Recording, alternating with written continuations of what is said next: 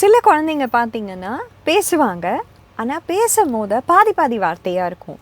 So அந்த last சவுண்டை சொல்கிறதே இல்லை, லாஸ்ட்டு சவுண்டை சொல்கிறது ரொம்ப மொல்லமாக இருக்குது, காதலியே விழலை, ஸோ புரியப்பட மாட்டேங்கிறது அப்படிங்கிறது சில பேரண்ட்ஸோட கம்ப்ளைண்ட் இருக்கும். ஸோ உங்கள் குழந்தை அப்படி ஒரு குழந்தையாக இருந்தால் நீங்கள் ஒரு சிம்பிள் வே எப்படி அதை பண்ணுறதுங்கிறது. இதே டெக்னிக், நான் இப்போ காமிக்க போகிற டெக்னிக், நீங்கள் உங்கள் குழந்தையோட குரல் ரொம்ப சாஃப்டாக இருக்குது, இன்னும் கொஞ்சம் சத்தமாக பேசினா பெட்டராக இருக்கும் அப்படின்னு நினச்சிங்கன்னா அதுக்கு கூட நீங்கள் இதை ட்ரை பண்ணி பார்க்கலாம். ஸோ நீங்கள் என்ன பண்ணுறீங்கன்னா, ஏதாவது ஒரு பிளாஸ்டிக் தட்டோ ஏதாவது ஒன்று எடுத்துக்கோங்க, அதில் 2 பொட்டு ஒட்டிக்கோங்க. ஸோ ஆரம்பிக்கிறதுக்கு ரெட்டை சவுண்ட்ஸ் உள்ள வேர்ட்ஸை தான் நம்ம எடுத்துப்போம். அண்ட் குழந்தைங்கள உங்களுக்கு அப்புறம் சொல்ல வைங்க. ஸோ எப்படி சொல்லுவீங்கன்னா, வண்டி, அம்மா, போண்டா, தாத்தா.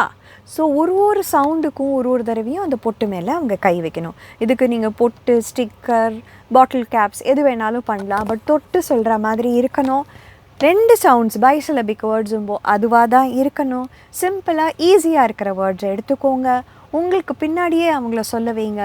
நீங்களும் நல்லா சத்தமாக அழுத்தி சொல்லுங்கள். ஸோ இது யாருக்கு ஒர்க் ஆகும்? பாதி வார்த்தை சொல்லாத குழந்தைங்களுக்கு. ஸோ ஃபஸ்ட்டு சவுண்டு சொல்கிறாங்க, கடைசி சவுண்டை விட்டுடுறாங்கங்கிற குழந்தைங்களுக்கு இதை ட்ரை பண்ணி பார்க்கலாம். அதே போல் குரல் ரொம்ப எழும்பலை, சாஃப்டாக பேசுகிறாங்க, பேசுகிறது கிளியராக இல்லை அப்படிங்கிற குழந்தைங்களுக்கும் இதை நீங்கள் டெஃபினட்டாக ட்ரை பண்ணி பார்க்கலாம். இதுவும் ஒரு ரொம்ப simple technique. But in addition to this, நீங்கள் ஒரு ஸ்பீச் பெத்தாலஜிஸ்ட்டை பார்த்து என்ன பண்ணணும், எப்படி பண்ணணுங்கிறத கரெக்டாக அசஸ் பண்ணிக்கோங்க. பட் இது ஒரு ஜென்ரல் டெக்னிக், நீங்கள் வீட்டில் கட்டாயமாக ட்ரை பண்ணி பார்க்கலாம்.